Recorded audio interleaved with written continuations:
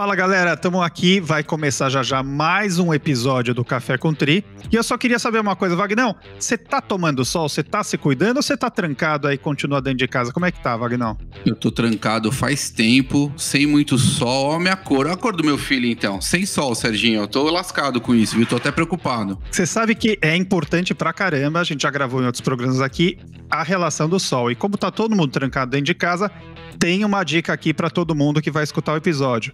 É uma vitamina D, a Dera é uma marca super renomada, a Dera com 2 Ds, que tem 1000 UI, que são unidades internacionais, é isso, Vagnão, que eu aprendi? Ah, garoto, agora você tá falando a minha língua, é isso? E tem 11 vitaminas, 8 minerais, a Erika vai gostar. Essa é uma dica aqui do Café com Tri, então acessem o link na descrição do nosso episódio e vocês vão ter as informações onde adquirir a Dera, tá bom? Vamos pro nosso episódio e espero que tenha ajudado vocês. Valeu! Valeu! Café com Tri, a sua dose de triatlo. Pega o seu café e vem com a gente. Olá, bem-vindos a mais um Café com Tri. Eu sou Wagner Espadoto, estou aqui com Beto Nitrini, Erika Magristi e Sérgio Magalhães. Tudo bem aí, pessoal? Fala aí, galera. Fala, pessoal, tudo bem? Fala, pessoal. E aí, Arigó? Você viu que o microfone do Betão também tá com delay, né? Mas vamos lá, eu não vou esquentar com essa nossa... Serginho, a gente não conseguiu pagar uma internet boa ainda pro Betão. Isso é um problema pra nós. Vamos... Pessoal, ouvintes, por favor, vamos fazer uma vaquinha aí, todo mundo, galera. Vamos fazer um crowdfunding, alguma coisa. Patrocínio do Vivo Fibra pra ele. Vivo patrocina nós. Fazer uma internet dedicada só pro Café com Tri aqui em casa. Só pro Café com Tri, não, vai vender muito, vocês não sabem. Pessoal, hoje é um assunto muito interessante, que eu gosto muito, né? E hoje nós vamos falar aí sobre a base, como que os atletas iniciam no esporte, né? Todos nós conhecemos sempre o produto final dos atletas, que são os resultados. Mas para chegar até lá, uma longa jornada e grandes desafios foram vividos. Quem são os atletas que estarão representando o nosso país nas Olimpíadas de 2032 e 2036? Sim, você não ouviu errado. Esses atletas já nasceram e estão por aí. Para entender um pouco melhor sobre o trabalho realizado pela CBTRI no desenvolvimento de atletas de base ao alto rendimento, temos aqui hoje Rodrigo Milazzo, que é bacharel, licenciado em Educação Física pelo UNESA, Rio de Janeiro, mestre em Ciência dos Esportes, Fisiologia do Exercício, pela Loughborough University. Inglaterra. Eu falei certo? Nossa, tem tradutor agora, hein? Lógico. Como vai falar o nome desse? Eu enrolei a língua 4 vezes ensaiando. Vocês não sabem o que é isso. Vocês não sabem. Gerente técnico do alto rendimento Triatlon Brasil, treinador nacional, Seleção Brasileira de Triatlo, desenvolvimento de atletas, facilitador Triatlon Brasil, America's Triathlon, World Triathlon. Rodrigo Milazzo, seja muito bem-vindo. Muito obrigado. Obrigado, Wagner. Obrigado aí ao convite de participação aqui no Café com Tri. E, cara, é um prazer poder estar aqui, né, batendo um papo com vocês e trocar uma ideia sobre esse assunto aí que, pelo menos, não só para você, mas para mim sempre foi um fascínio que eu tive com a parte de rendimento, né, de performance de atletas. E acabou que é o que eu faço também na Confederação Brasileira, né? Sensacional, nós que agradecemos muito. E eu já vou começar aqui com o Pinga Fogo, tá? Já não tá... Aqui não vai ter muita... Aqui não vai ter muita dó, não. Vamos começar pelo começo, Rodrigão. Para desenvolver atletas, né? Para chegar no alto nível, é necessário, em um primeiro momento, você ter técnicos de base que saibam identificar e trabalhar com essas crianças e adolescentes. Hoje em dia, como surgem os atletas aqui no Brasil? É por acaso? Cara, isso aí foi até... Eu fiz um MBA, né, pelo Comitê Olímpico, que também é certificado pelo Comitê Olímpico Internacional, né? E se chama CAGE, que é o Curso Avançado de Gestão Esportiva, e foi a minha tese justamente porque não existia, né, um processo de identificação de atletas, né? E isso aí eu estudei, fiz, né, comparação com base com várias federações internacionais de triatlon. E, cara, é um negócio extremamente simples, né? É só você fazer, é o que eles chamam de tomada de tempo, que é exatamente o que a gente começou agora com o piloto a fazer, né? Em função dos Jogos Pan-Americanos Júnior, que é a primeira edição que vai ter, foi criado esse ano, né? Quer dizer, criado esse ano, foi criado em anos anteriores, mas para ser realizado esse ano. E aí eu vou conseguir, com essa base, fazer um projeto que é exatamente de identificação a nível Brasil. né? Por quê? Hoje em dia, é como você falou, é muito ao acaso.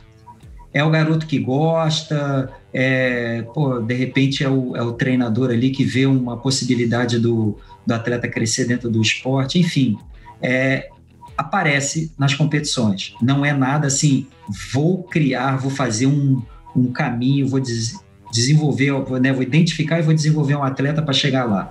Hoje em dia não, a gente acaba, né, vendo esses atletas surgirem nas competições, e aí a gente vai conversar com o atleta, com o treinador, com os pais, se for o caso, e vai começando a dar o direcionamento. Mas assim, criar mesmo, fazer, a gente não tem como as grandes potências do triatlon mundial. Você não acha que nesse formato, Rodrigão, e aí eu já vamos entrar nesse assunto que é muito interessante, você não acha que nesse formato, por exemplo, eu tenho um atleta que surge, mas eu não tenho ali a condição necessária, ou seja, quais são os passos anteriores que esse atleta já deveria ter seguido para realmente chegar no alto nível e brigar no alto nível? Porque uma coisa é chegar no alto nível, outra coisa é desempenhar em alto nível. Você não acha que se nós tivéssemos uma estrutura mais robusta em termos de formação também de técnicos, isso nos daria a possibilidade de ter melhores atletas no futuro? Cara, nós temos nosso programa de capacitação de treinadores. Eu estou atuando nisso já há 12 anos.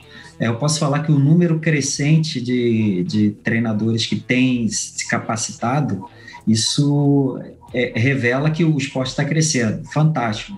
Mas o grande problema que eu vejo são duas coisas. Não é eu ter um programa de identificação de atletas ou ter a quantidade de treinadores suficiente, não é isso. Na realidade são 3, mas eu vou colocar 2 que é a principal. A terceira seria, né, as instalações esportivas, né?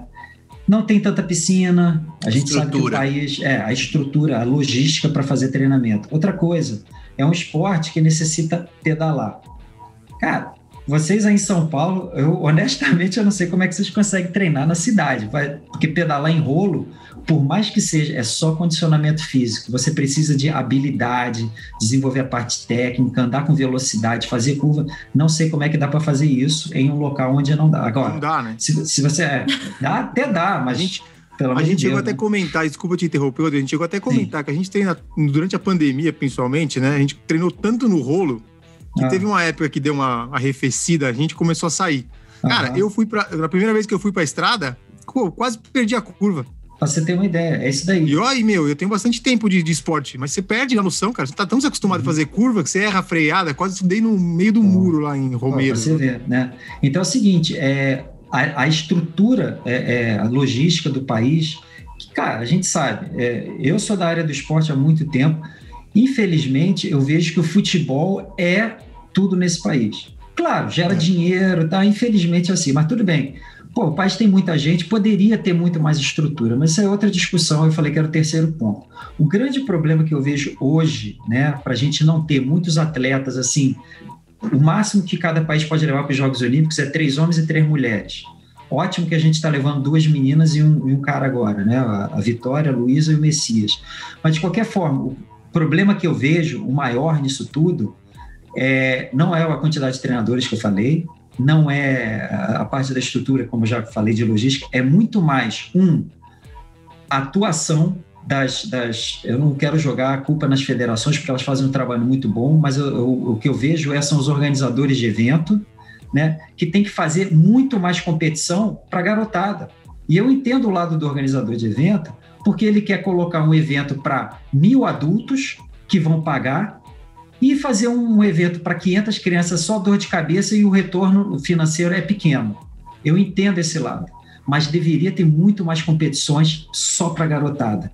E é aí que surge. E quando eu digo garotada, vamos lá, eu vou colocar aqui o boné da Confederação Brasileira.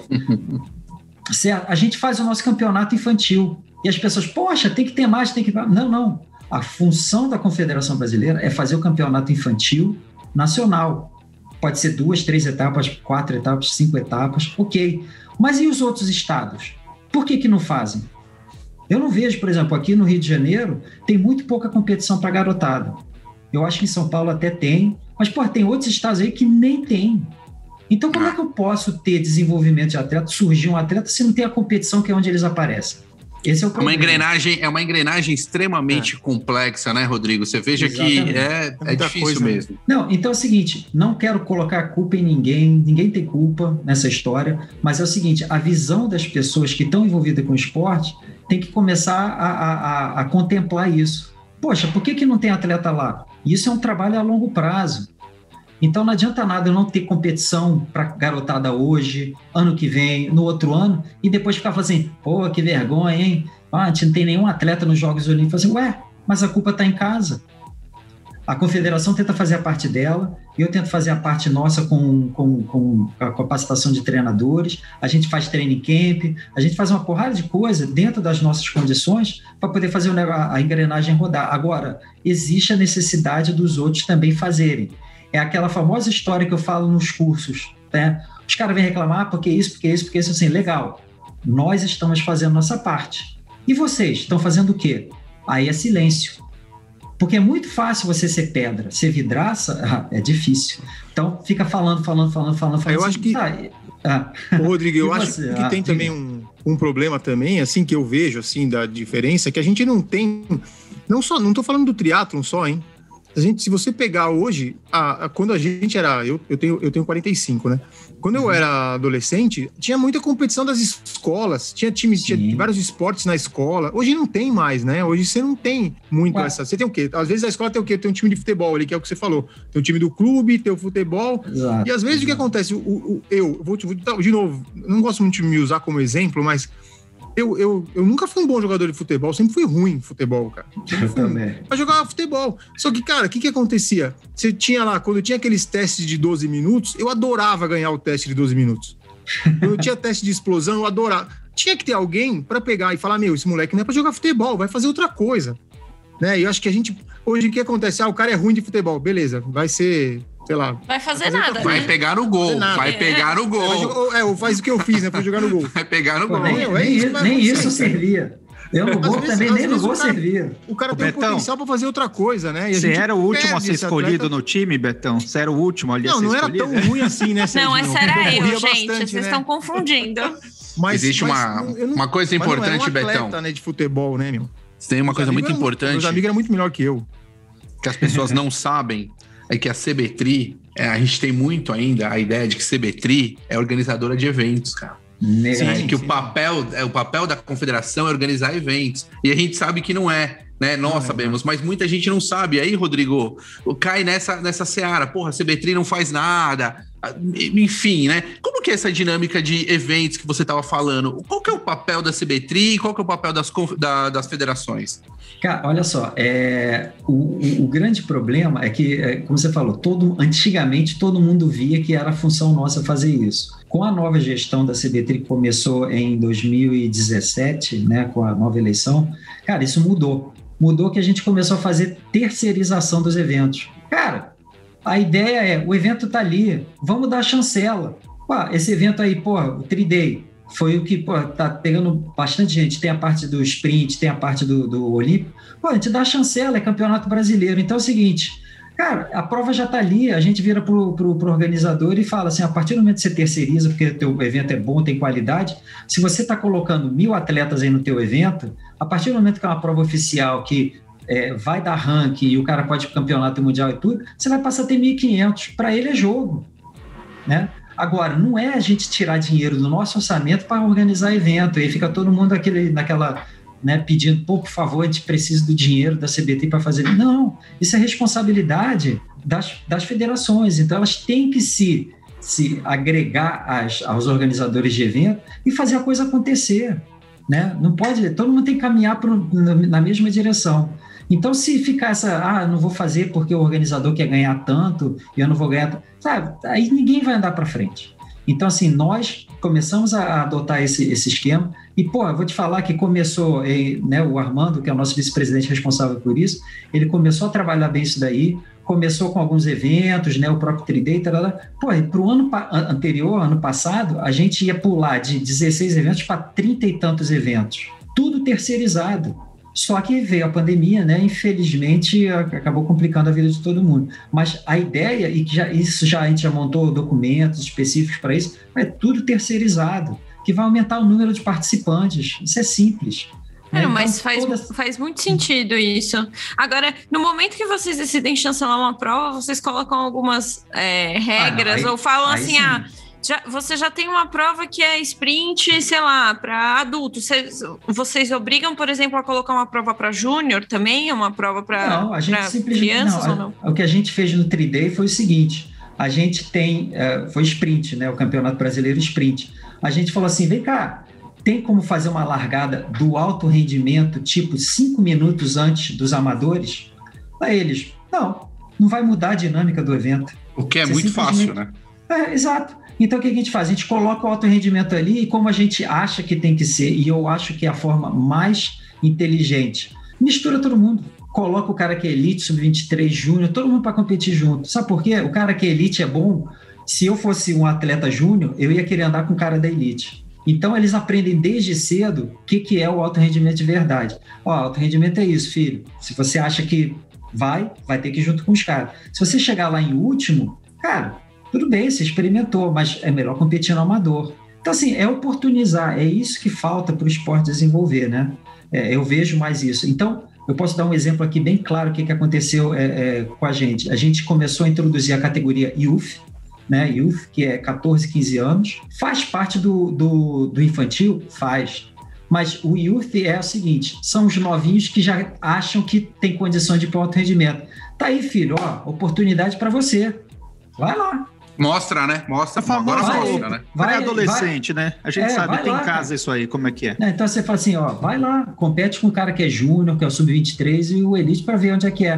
Para você entender desde cedo o que é alto rendimento. E os moleques vão amarradão, nadam pra caramba, tá? Aí depois no pedal sobra, aí sofre na corrida, mas a gente chega, olha só, cara, tu nadou com os melhores, tu tá no caminho certo. E começa a aumentar. Então o que aconteceu? Em 2018... a gente começou a categoria Youth, colocar, né, nos campeonatos, começou a surgir assim, apareciam uns 20 e poucos competindo. No ano seguinte, 2019, dobrou a quantidade. Ou seja, a molecada começou a participar, todo mundo começou a ver, começou a chamar. Cara, você saiu de 20 e tantos para 50. E eu vou te dizer que ano passado, né, 2020, ia ser muito mais, porque eu não tive, né, eu ia até na primeira etapa para ver isso aí tudo, eu não tive acesso lá porque foi o pessoal do 3D que fez, eu não tive acesso ao start list, mas eu ia ter. Cara, era muito mais. Eu tenho certeza que ia ser muito mais. Milazzo, diz uma coisa, existe alguma idade para o cara tomar essa decisão, assim, uma idade perfeita, vamos dizer assim, é aos 14, aos 11, que ele fala assim, eu experimentei o alto rendimento e, poxa, me sinto... Tenho vocação para isso? Você tem uma ideia, Wagner? Você tem alguma opinião sobre isso? Cara, Rodrigo. Rapidinho, a parte de desenvolvimento, cara, é o triatlon, né? Você pode começar com garoto a menina, ela podem começar a treinar com 8 anos de idade. Aliás, pode até começar antes, nadando desde cedo e tal. Não tem problema nenhum. Só que quando chega mais ou menos ali na altura dos 12 anos, né, quando começa a ter a influência mesmo da fase da puberdade, cara, eles já começam a se destacar, porque tem influência dos hormônios, e é ali que a gente tem que começar, o treinador tem que começar a direcionar ele. Por isso que eu falei, o garoto que é 14, 15 anos, ele, por exemplo, se eu sou um atleta eu tenho 13 anos, faço 14 na metade do ano, eu entro na Youth. Então, com 13 anos, ele já está ali, vou tentar. Custa nada. Ele fala assim, eu acho que eu sou bom. O treinador dele, vê que ele tem condição, vai colocar lá. Então, é para o moleque começar a crescer. Então, é aí que começa. Aí eles começam, até o garoto, né, o menino, a menina, eles vão começar a ver assim, poxa, eu preciso participar de um triatlon para ver, no alto rendimento, para ver como é que é, cara. Experimenta. É isso que eu falei, é oportunizar. Se eu não oportunizar, ele vai ficar com 12, 13, 14, 15, só quando ele for fazer 16, ele vai na júnior e já vai tomar um pau. Então não vale a pena. É melhor ele tomar um pau desde cedo, começar a ver o que ele tem que fazer, o próprio treinador ajustar, e com isso, quando ele chegar na júnior, ele já está preparado. Então, no ano que ele faz 16 anos, ele já passou 2 anos experimentando. Então, eu estou vendo já alguns garotos que, né, dos projetos que a gente fez, por exemplo, eu fiz um training camp aqui no Rio de Janeiro, no final de 2019, só com os garotos que fizeram os 5 melhores homens e mulheres do Campeonato Brasileiro, que eram da Youth. Eu só fiz um training camp para Youth. Foi lá no Laboratório Olímpico, junto com o Centro de Treinamento do Time Brasil, lá no Maria Lenk. Cara, a gente fez teste em loco, em laboratório, E, cara, eu já comecei a ver, ó, isso aqui tem futuro, esse aqui tem, esse aqui tem. Então, isso que eu ia te perguntar, Milazzo, que testes são esses aí que vocês fazem? Fala um pouco pra gente. Como que identifica, né, esses caras? Exatamente. É mais simples do que você imagina, é nadar e correr só. É o que eu falei, curso avançado de gestão do esporte que eu fiz todo um apanhado de como esses países são as maiores potências olímpicas, entre aspas, né? Foram que ganharam mais medalha. Foi a Austrália, Nova Zelândia e Inglaterra, né? Eu vi como é que é o processo deles. É tudo baseado com natação e corrida. Cada um faz o seu protocolo, né? Por exemplo, a Nova Zelândia faz um protocolo com umas distâncias menores para determinadas idades. A Austrália faz um negócio mais complexo, com umas distâncias maiores. A Inglaterra faz com o que a gente usa hoje em termos de 400 metros na natação e 3.000 na corrida, e é uma base que vários outros países utilizam. Canadá utiliza, França utiliza, Espanha utiliza. Então é a tomada de tempo, foi o que eu falei, é o que a gente está começando a fazer agora, que a gente consegue ter uma estrutura melhor. Então o que acontece? Cara, você pega ali, ó, galera, vamos aqui, ó, tantos metros, bateria, todo mundo dentro d'água, todo mundo assim, um em cada raia, né? Vai lá, pum, começou o cronômetro, vai anotando. E aí depois você cruza os resultados na pista, né? Se os caras correm junto. E a melhor forma de você fazer esses testes é individual, para ver como é que ele rende individual, e depois você fazer em grupo, porque vai ter aquela história da competitividade. É como é que eu quero... O que adianta o meu atleta, por exemplo, fazer 4,30 na natação, né? Nos 400, né? Pô, beleza, esse cara faz 4,30, porra, na hora de fazer junto com o seu sistema de competição, esse moleque vai meter 4,15. Aí quando eu vou ver lá, o moleque faz 4,40, porque se encagaçou todo. Então, porra, encagaçar no bom sentido. Então, não, é no mau sentido mesmo. Se borrou inteiro, é isso aí. Mas então é o seguinte, cara, eu quero ter o melhor atleta em termos de resultado e quero ter o melhor atleta em termos de capacidade mental para ser atleta, cara. É o cara que vai para cima. Quem não vai para cima, cara, chega lá atrás. Sim. Deixa eu te perguntar uma coisa. Você parte com uma base de quantos atletas, mais ou menos, aí? Só pra gente ter uma ideia do que você... Porque, assim, quanto maior o número de atletas para você peneirar, mais a chance de você sair com alguém com um potencial maior, né? É isso que, porque a gente tem uma base... A impressão que eu tenho é que tem uma base muito pequena, né? Sim, é porque, é o que eu te falei, nas competições a gente tem poucos. Se tivesse uma competição só para molecada que tivesse 300, cara, se você pega aí 10%, são 30, é coisa pra caramba. 30 moleques com qualidade é coisa pra caramba.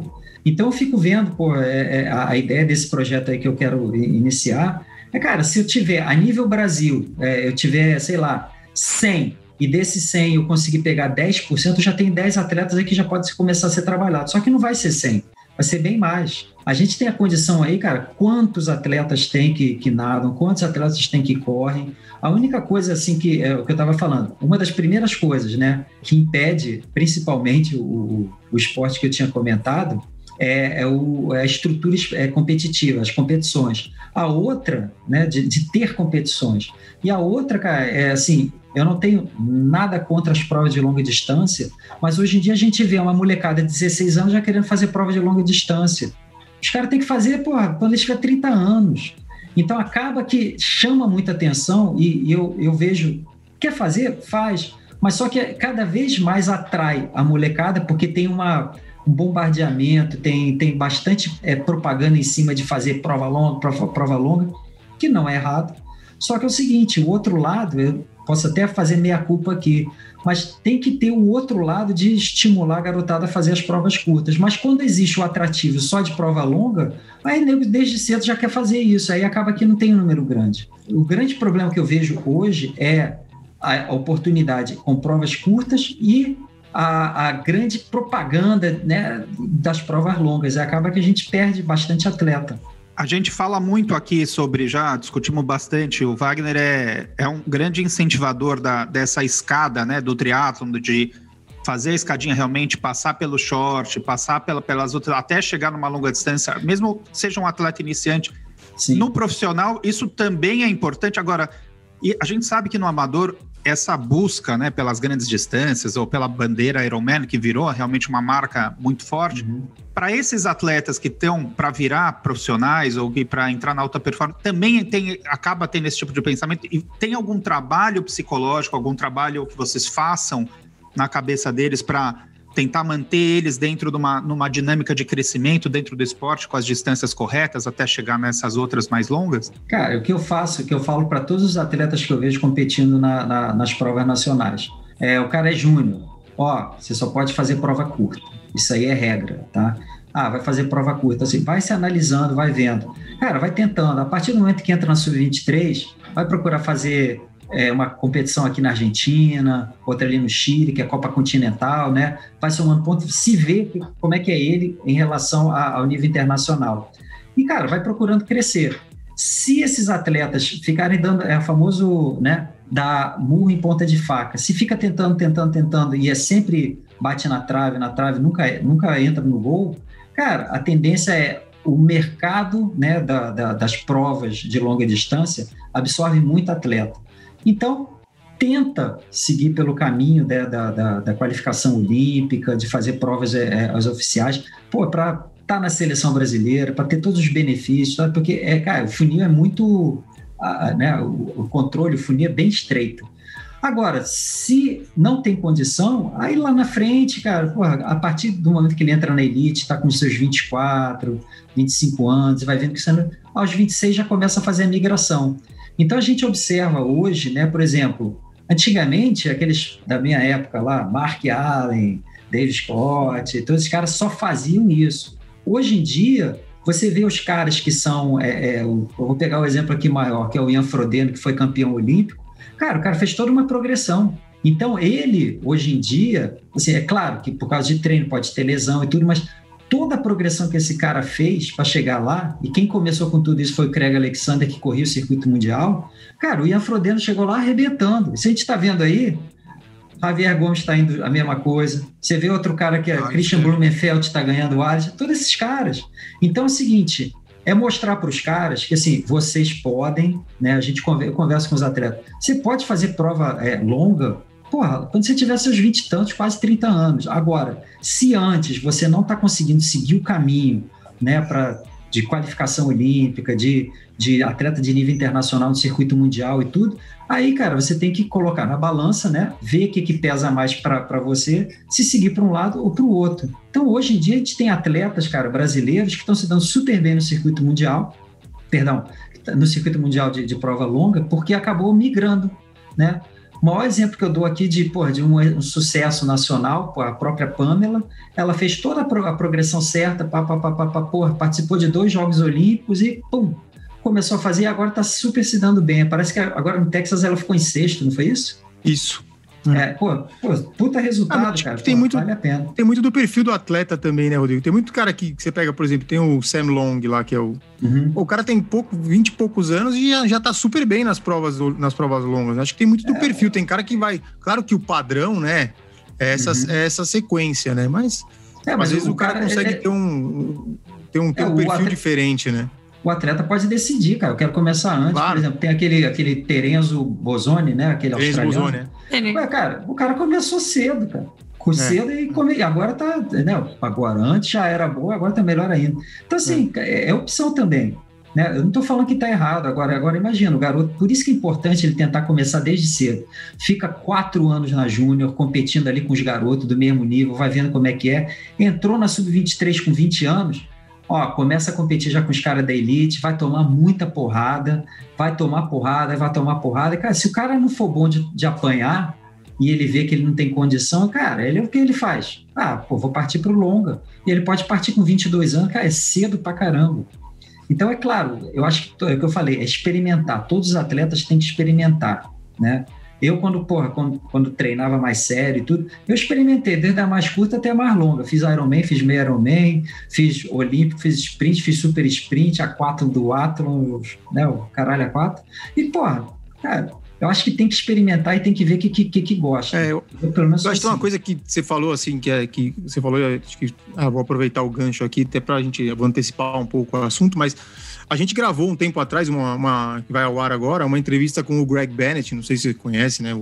Claro, Não, cara, você tá de sacanagem, né, Bertone? Você tá de sacanagem, né, Bertone? Até uma ofensa perguntar isso. Até uma ofensa perguntar isso, desculpa. O Greg Bennett agora é americano, né? Ele mudou de nacionalidade, não foi? E ele falou, a gente perguntou para ele por que tinha tanto atleta bom na Austrália, né? E ele falou exatamente o que você falou no começo. Cara, tinha muita prova. Era muita prova toda semana. E aí o que acontecia? Ele falou, você tinha 20 anos e você estava competindo numa prova da sua cidadezinha com o campeão mundial, porque o cara que era campeão mundial, ele vinha treinar aqui também. Então o que acontecia? O sarrafo subia, né, meu? Cara, isso eu vou te falar uma coisa.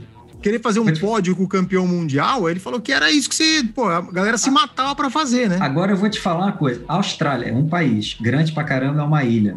Agora, você sabe por que o nível dos europeus é o que é hoje em dia, na prova curta? Por causa disso. O cara tá ali no país dele. A própria França, que tem um dos melhores sistemas, ele até citou a França também. Né, com o GP, né, o Grand Prix que eles têm interno ali. Cara, você tem competição o tempo todo.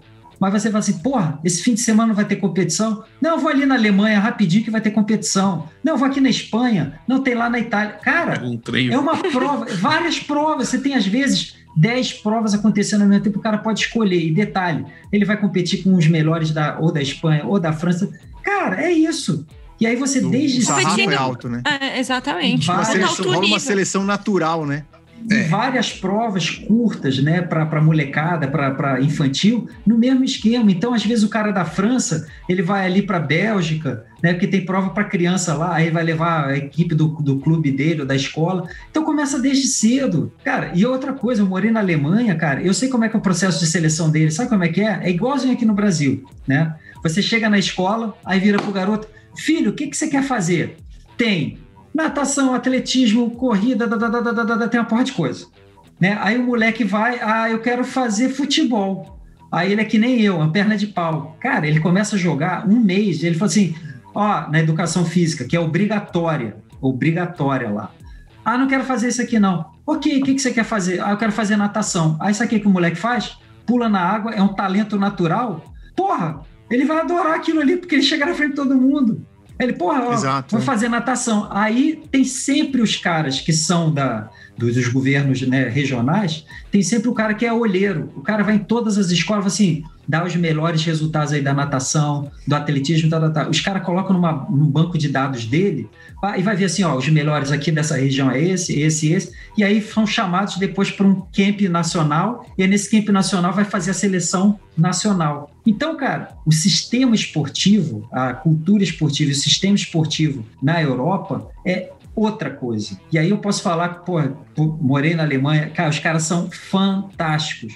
Não tem jogos olímpicos de verão e de inverno que os caras não estejam os 5 primeiros. Não tem. Agora, mas na nossa realidade, Rodrigão, o que a gente faz? Porque, assim, é muito sabido isso por nós, que estamos no meio do esporte, sobre a característica europeia, né, em termos esportivos, asiática, de tudo, né, da Oceania. Mas agora eu quero saber o seguinte, aqui no Brasil, por exemplo, né, como que se dá isso? Assim, como você enxerga esses nossos atletas e a nossa metodologia? A gente tem uma metodologia para formar esse alto rendimento quando você compara isso com os outros países. Como é que a gente fica? Eu não vou nem falar de metodologia. Os nossos profissionais são muito bons. Bons. Profissionais atletas ou profissionais técnicos? Da educação física, os técnicos, treinadores. Você acha? Eu não acho. Eu já vou falar aqui que eu não acho. Eu não acho mesmo. Não, tudo bem, mas eu vou te falar. Se você for comparar, e você sabe disso, Wagner, que tem os caras de outros países como Colômbia, Argentina, todos os países vizinhos, nós somos muito melhores. Sim, nós temos como desenvolver isso aí. Isso eu posso falar, né, por experiência própria. Só que é o seguinte, a diferença de países como Alemanha, Inglaterra, Austrália, aí eu vou partir para o outro lado, que é a parte política. A gente tem encabeçado lá em Brasília, no Congresso, você tem o Senado e você tem os deputados, ao invés de ficar fazendo um bando e a gente sabe que tem essa parte... Deu até desânimo, só esse começo da conversa já deu vontade de chorar. Mas vamos lá, é o seguinte, nos outros países você vai falar assim, não tem corrupção? Tem, mas os caras têm uma visão de bem comum, de comunidade, muito superior à nossa. Então, vou lá, graças a Deus, eu tive a oportunidade de morar em alguns países, Alemanha, Itália, Inglaterra, Portugal. Cara, você vai para uma cidade pequenininha na Itália, que nem eu tava. Os caras tinham a piscina olímpica e tinha uma porcaria de uma pista com tartan. Velha, mas tinha. Então, cara... Eu falo isso direto com o Wagner. Qualquer lugar que você vai lá na Europa, nos Estados Unidos, no fim do mundo, lá no fim do mundo, tem uma porra de uma pista, tem uma piscina de pelo menos pública. 25 ou 50 metros, pública. É um absurdo. E detalhe, e a piscina pública, ela é aberta, é ao ar livre. Aí você fala assim... E em boas condições, né? Mas assim, mas aí chega no inverno, não dá para nadar. Cara, do lado tem a que é fechada. É justamente pensando no inverno, tem assim, cara, o cara pode nadar o ano inteiro na cidadezinha pequenininha lá no raio que o parta. Então isso muda. Então aqui o que os caras querem fazer? É desvio de dinheiro para lá, desvio de dinheiro para cá. Então esse aqui é o grande problema. Porra, vai roubar? Vai ter sempre roubalheiro. Só que é o direcionamento, é o senso de bem comum. E, cara, falta mentalidade para esses caras de que o esporte tira uma porrada de moleque de caminho ruim, porra, mostra valores. O esporte, cara, ajuda as pessoas principalmente quando elas são novas, de ver que, assim, você tem que se esforçar na vida para tudo, para conseguir as coisas. Olha o Vagnão. Esporte salvou o Vagnão. Dá uma olhada, Milazzo. Olha o que esse cara era antes, de ser triatleta e professor, pelo amor de Deus. É verdade. É uma verdade. Cara, você tá brincando, mas é sério isso. Sim, mas, cara, na Alemanha eles veem o esporte como saúde, como higiene. Esporte higiênico. Cara, você não toma banho todo dia? Tem gente que não toma, tudo bem. Mas, cara, você toma banho todo dia, você escova o dente todo dia, porra, então você tá se limpando por fora, você tá limpando... Cara, você tem que se limpar por dentro também, é fazer atividade, é obrigatório, cara. Todo mundo na Alemanha faz atividade física. Você vai falar assim, não. Pô, eu morei numa cidade, cara, que, pô, no inverno, pô, eu saía no quintal de casa, tinha um caminho, uma porteira lá, abria, eu alugava um apartamentinho. Cara, aí ia lá pro bosque pra correr, neve na altura do joelho. Cara, eu saía pra correr e não vou encontrar ninguém. Cara, assim, ó. E de gente caminhando, correndo. Normal, cara. Pô, não, então, e pedalando, o pessoal pedala demais lá na Alemanha, né? Não, pô, tá na Europa inteira, cara. Na Europa inteira. Pô, eu fiquei com a seleção brasileira 2015 e 2016 em Portugal, no interior, lá em Rio Maior. Cara, tem 10 mil habitantes. Cara, você vê gente correndo, cara, parece Rio de Janeiro. Cheio de gente fazendo esporte aqui, na praia, ali na lagoa, e pô, no interior lá os caras fazendo. Então, e Rodrigão, me fala uma coisa, a mentalidade. Aproveita esse gancho, cara, me fala uma coisa, o que foi, né, o projeto Rio Maior lá em Portugal? Conta pra gente desse projeto, por favor, que pouca gente sabe. Tá, para as pessoas que sabem e aquelas que não sabem, o projeto, cara, ele foi justamente para desenvolver os atletas pensando nos Jogos Olímpicos, né, do Rio, aqui do Rio, 2016. Do Rio. Né? Então teve uma seleção de atletas e tudo, cara, eles foram. Alguns atletas se adaptaram, outros não. Né? Só que o projeto já estava lá com dinheiro já destinado para isso, que a gente chama de dinheiro bom, tudo. Então o pessoal foi para lá para treinar, para ter condições, porque tem aquilo que eu falei, tem várias competições. Na Espanha, na França, era melhor. Então, cara, a Pamela foi a que mais se destacou. Teve outros atletas aí, como o próprio Danilo foi beneficiado, o Wesley Matos também estava lá beneficiado, outro. E aí teve uma debanda de alguns atletas que, cara, os caras não aguentaram. Eles não aguentaram, não consigo ficar longe de casa. Outros estavam assim, tô sentindo, né, não tô me sentindo bem, não tô afim, não é isso mais que eu quero. A gente deu oportunidade. Só que aí, como tinha, né, ainda tinha a verba do projeto, a gente começou a direcionar isso para quê? Desenvolvimento. E aí foi que a gente levou os atletas sub-23, que foi a Vitória Lopes. Eu treinei a Vitória, cara, eu fico super feliz de ver que ela é a atleta melhor ranqueada hoje, está indo para os Jogos Olímpicos, ela ficou em 4º lugar no evento teste, cara, que em teoria é um evento que tem toda a similaridade com o próprio evento dos Jogos Olímpicos. Pô, a menina ficar em top 10, eu fico extremamente feliz, né, de ter participado do processo de treinamento dela. Dei suporte lá para os outros atletas, mas fiquei treinando mais a molecada, né? O Cauê passou lá uma época também, teve os outros garotos, né? A Bárbara, o Natan, cara, fiquei treinando ali os garotos. Pô, super ótimo a estrutura, participando de competições em outros países, cara, crescendo, desenvolvendo. Só que, cara, aqui no Brasil a gente não tem como fazer isso porque país de dimensões continentais, tudo muito caro, você vai competir com um garoto ali de Argentina, do Chile, são bons? São. Colômbia, são bons também. Equador, tem um nível bom? Tem. Mas, cara, quando você vai para a Europa, é muito mais. É muito uma penca. Pô, eu fui numa Copa Júnior. É outro, né? Eu fui numa Copa Júnior na Áustria. Cara, tinham quase 80 moleques e, cara, o nível dos caras, o garoto que ganhou fechou a corrida para 15h30, os 5 quilômetros. Eu falei, porra, o moleque com 17 anos, 15h30. Quase o meu melhor tempo. Betão. Não, assim, a gente nas Olimpíadas do Rio, né, esse trabalho todo que você citou, até de Rio Maior, tudo, né, foi feito pra gente tentar aí uma expectativa de um top 10, né, na Olimpíada do Rio. Sim. E aí isso acabou não se concretizando, né? Mas se você vê o evento teste, cara, que foi no ano anterior, a Pamela foi super bem. Exato. E o que você acha que, assim, por que a gente não... Claro que não tá para ter controle sobre tudo, né? Mas o que aconteceu? O que ficou de lição desse projeto, né, do Rio de Janeiro para as próximas Olimpíadas aí? Cara, assim, uma coisa que é extremamente importante é dar condição para o atleta treinar em condições e onde tem as competições e tudo. Ou seja, eu acho, né, eu não estou falando que estava errado, mas eu acho que é muito mais interessante você fazer training camps específicos. Vamos lá. Quando é que é o período de competição na Europa? Começa em abril. Beleza. Vai fazer training camp abril, maio, junho, culminando em julho. Ou pode ser um pouco mais adiante, fazer as competições. Você está ali fazendo training camp de longo prazo, e os atletas competirem em várias provas. Vai ali para a região ali da Oceania, procurar fazer a mesma coisa. A única coisa que falta é orçamento. Vou te dar o exemplo disso. Vários treinadores, você pega Joe Filiol, você pega lá o Darren Smith, você pega vários outros que estão acostumados a fazer isso daí. Cara, os caras fazem vários training camps por localização.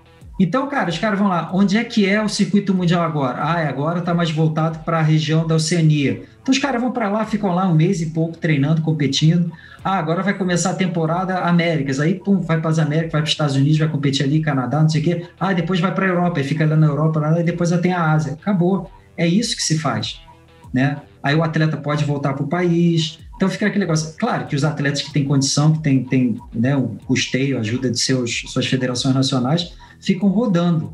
Mas, cara, esse negócio de você ficar baseado assim, vamos lá, no inverno europeu, eu achei isso uma coisa assim que é legal, é bom, tá? Mas, cara, todo mundo da Europa sai de lá em janeiro para ficar treinando na África do Sul. Todos os ingleses fazem isso. Os caras ficam treinando na África do Sul lá há um tempão. Aí fica, sei lá, janeiro, fevereiro, e é hemisfério sul, verão também. É isso que faz. Então, os caras vão atrás de condições boas de treino. Não que não tenha que fazer, também tem que ter lá, de vez em quando, treinar lá no frio, na chuva, para aprender a andar de bicicleta na chuva, tem que aprender a sentir frio também. Mas, cara, é você fazer training camps, né, oportunidades de treinamento específicas para ter ganhos e tentar coincidir esses training camps com as competições locais, né? Para facilitar também o deslocamento. Porque imagina, treina aqui no Brasil, aí vai lá para o Canadá, aí vai lá para a Europa, aí volta, fica assim, não, fica ali, aí vai para ali e acaba ficando mais barato também, né? A lição, eu acho que foi essa, né? Que a gente, pelo menos eu vejo. Aí de repente... Valeu! Aqui, todo mundo... Valeu! A grande pergunta, Rodrigão, é... Cara, eu acho valeu, que... Valeu a pena? Tudo é válido. Tudo é válido. A gente consegue aproveitar bastante os aprendizados, tanto eles positivos quanto negativos, cara. O que é negativo a gente aprende para tentar não cometer o erro de novo, e positivo a gente reforça e tenta melhorar ele. Claro, sensacional. Agora, o legado que se trouxe para o esporte triatlon no Brasil, possivelmente foi esse que você falou. Em termos de técnico, que é a minha parte, de coach, o que você acha que essa experiência de Rio Maior agregou para os técnicos brasileiros? Cara, eu não sei se você ficou sabendo, mas nos cursos que a gente fazia, a gente falava assim, quem quiser... Portugal está de portas abertas lá para vocês irem. Aí eu tive a oportunidade de ir também uma época. Então, aí o pessoal chegou e falou que assim, mas vocês têm que custear a gente para ir para lá. Eu falei assim, também não é o foco da confederação, né? O dinheiro nosso é para os atletas, é para eles treinarem, tudo, tanto que a gente levou vários atletas para lá. Agora, treinador ficar pedindo para ir para lá, eu falei assim, gente, eu, por exemplo, eu recebi lá 3 treinadores, que os caras se demonstraram interessados. Eu disse, será que eu posso ir? Eu falei, pode. Vem pra cá, você tem que pagar isso, o local e tal, tá assim.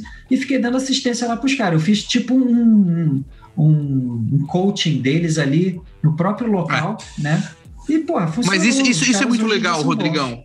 Eu tive a oportunidade de ir, inclusive a federação na época falou, olha, a hospedagem a gente consegue lá para você só vai custear o restante das coisas. Eu falei, maravilha, e eu não lembro por que razão aconteceu de eu não ir, um momento de mestrado, alguma coisa assim. Mas uma coisa importante que eu digo é, os 3 técnicos que foram para lá, eu sei os nomes. Nenhum deles hoje trabalha diretamente com a iniciação ou desenvolvimento do esporte ou mesmo com a federação. Participação especial do Noah. Então, me fala uma coisa. É isso que eu quero dizer. Será que nós, como técnicos aqui no Brasil, o que a gente consegue, não só daqui para lá, mas o que o técnico brasileiro conseguiu agregar em termos de valor para que ele possa trabalhar hoje com os nossos atletas? Cara, isso é uma das coisas que a gente está... que eu falei, né? Não sei se você viu recentemente, né? Tem um curso da America's Triathlon, né? Que eu coloquei assim, ó, tá aberto para todo mundo. Quem quiser fazer, faz. Eu me inscrevi. Desde que tenha passado pelos cursos da CBTRI. Mas eu não estou impondo que as pessoas façam o curso da CBTRI, não é isso. Só que é o seguinte, através dos cursos da CBTRI, eu conheço quem são os treinadores. Porra, imagina. Porque eu tenho um cara que é lá do interior de um estado, eu não vou ficar falando aqui nomes, nem estado. Claro. O cara nunca fez o curso da CBTRI, mas ele treina lá uma porrada de atleta. E, os atletas têm um resultado que eu vi agora, né? Uns testes que foram enviados. Falei assim, legal. Mas assim, e aí, por que você nunca fez um curso? Porque eu não tive oportunidade. Então, assim, mas não teve oportunidade por quê?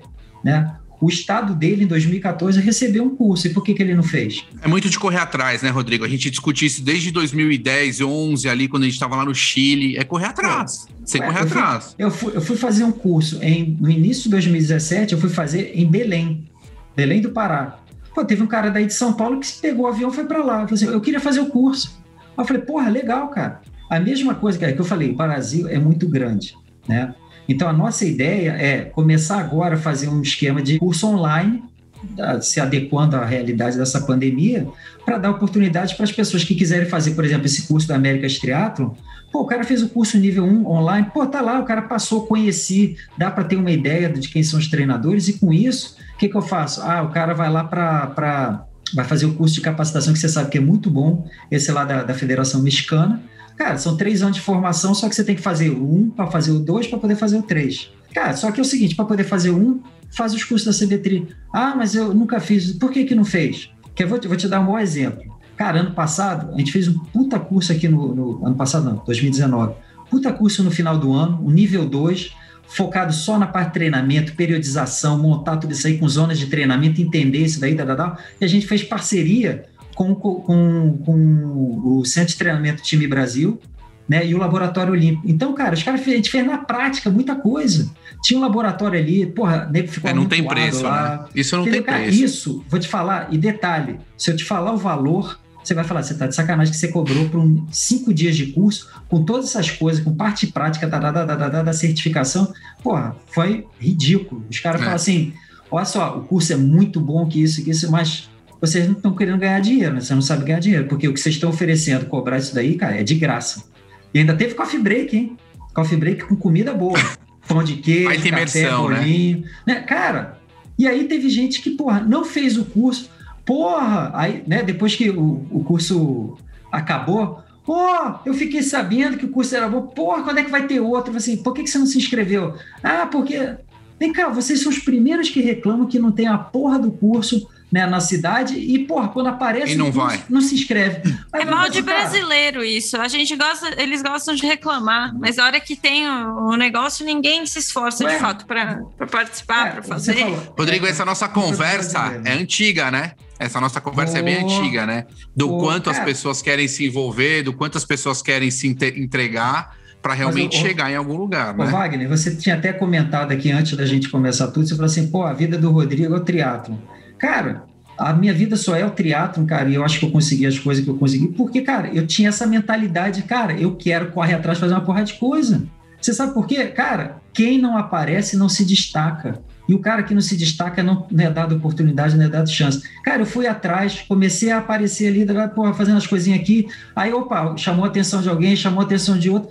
Quando foi ver, assim, os caras, vem cá, tem oportunidade, você quer? Quero. Peguei a oportunidade, abracei, cara, trabalhei ela. É isso, Rodrigo. Mas todo mundo quer tudo de mão beijada, cara, não é assim. A vida não é assim. Queria te fazer uma pergunta, assim, só para não de encerramento, mas uma pergunta que me veio na cabeça aqui agora, assim.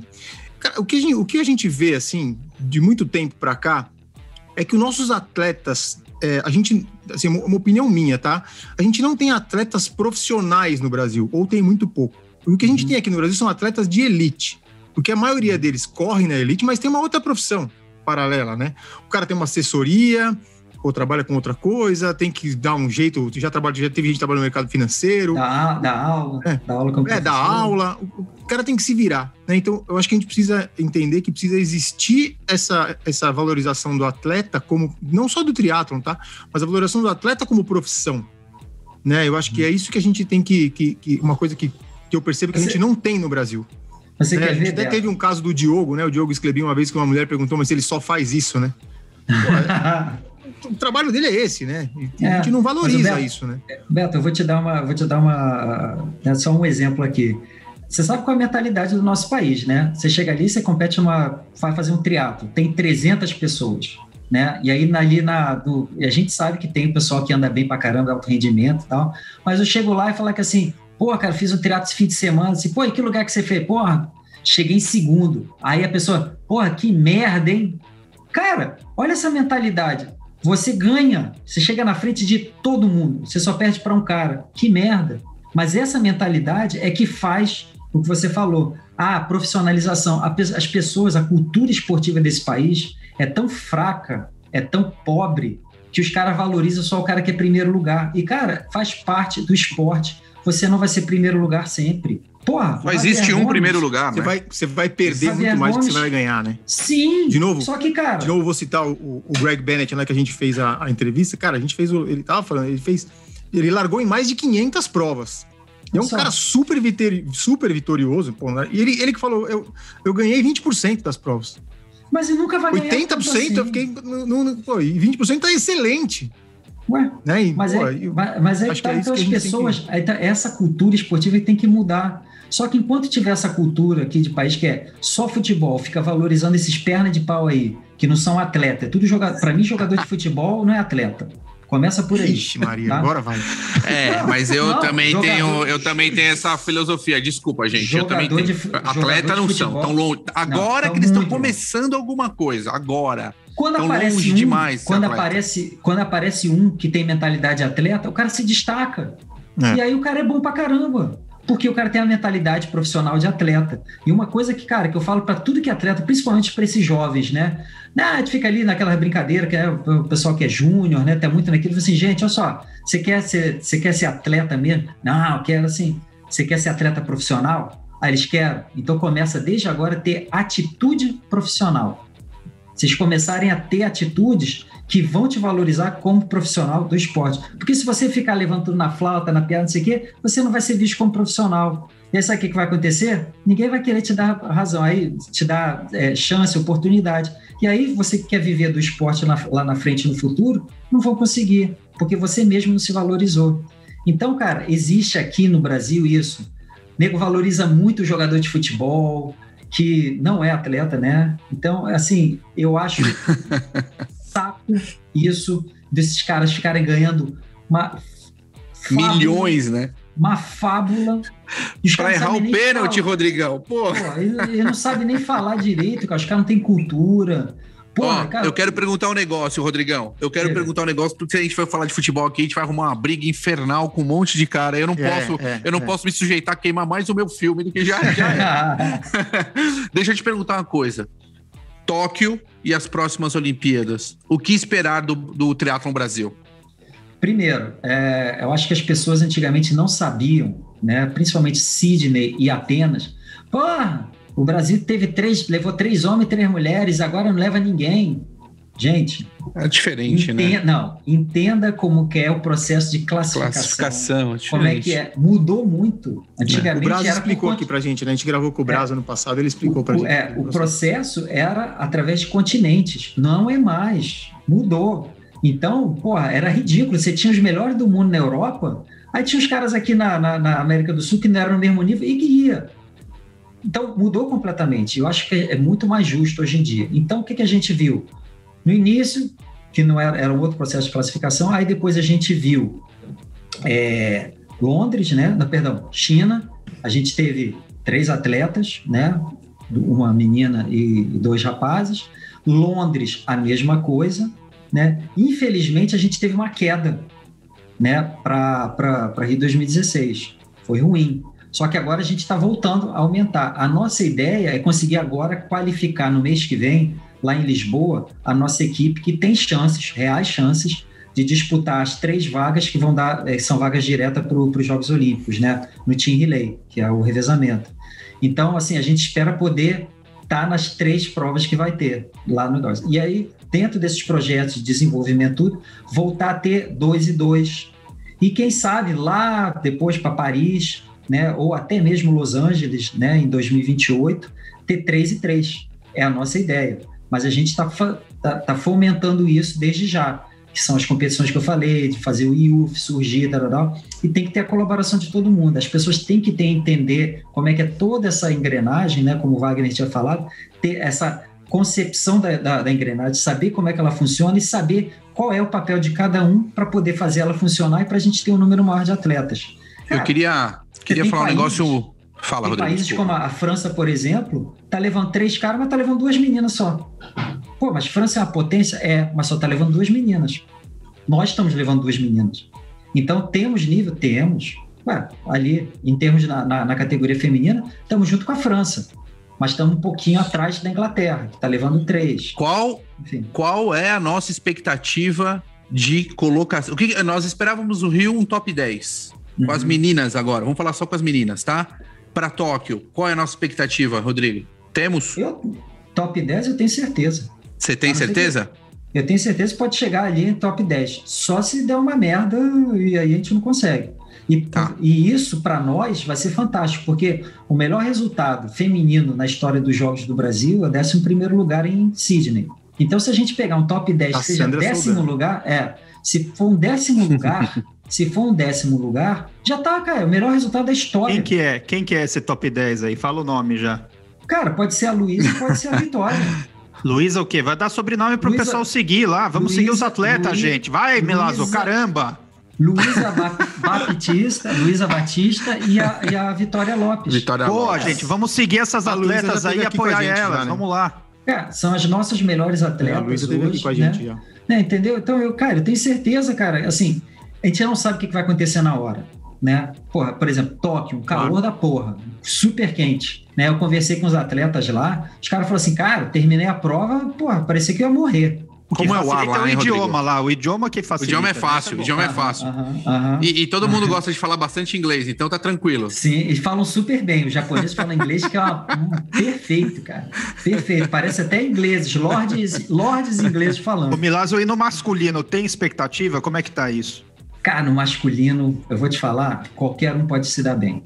Mas tá difícil pra gente com a nossa natação. Vamos falar a verdade aqui. Com a nossa natação, tá difícil. O Messias, cara, ele tem melhorado muito, cara. O próprio Braz está fazendo um bom trabalho com ele. O próprio Messias melhorou muito. Eu vi isso pessoalmente, né? Quando a gente fez os training camps ano passado. Ele sabe dessa necessidade que ele tem. Mas, cara, se ele, por exemplo, largar e... do jeito que ele tá melhorando a natação e de repente ele consegue encaixar ali num grupo, cara, ele tem capacidade de pedalar com os caras, fácil. E aí, cara, se ele meter o pé no chão, o pé no chão dele da frente, cara, aí vou te falar, aí é para disputar. Ele corre pra caceta, cara. Mas é o seguinte, você tem toda a razão, a natação, cara, é um calcanhar de Aquiles. Mas, cara, pode ser que saiba. Então, assim, se você perguntar entre os homens, vai ser o Vincent Louis? Cara, teoricamente pode ser o top 5 ali, top 3, sem medalha, claro. A natação do cara, ele sempre sai na frente. Sim. Mas sei lá, cara, vai que aparece... Prova é prova, né?